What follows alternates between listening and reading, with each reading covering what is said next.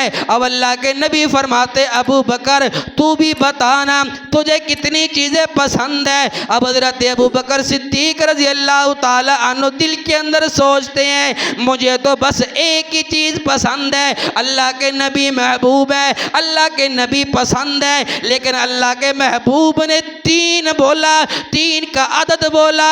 اگر میں 1 بولوں اللہ کے نبی کی مخالفت ہو جائے گی, اگر 3 بولوں تو مجھے تو پسند 1 ہے, پھر جھوٹ ہو جائے گا.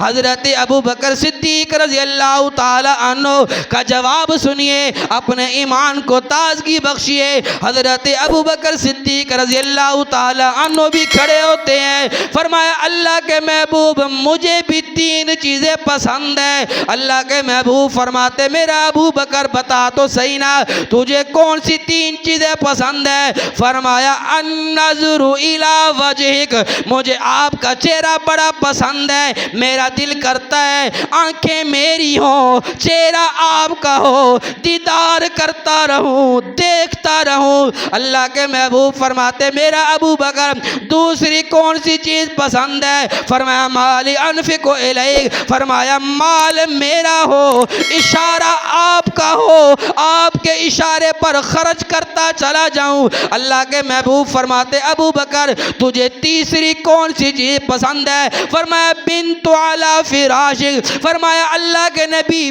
بیٹی میری ہو, بیوی آپ کی ہو. ذرا غور کیجئے گا تینوں جملوں پہ.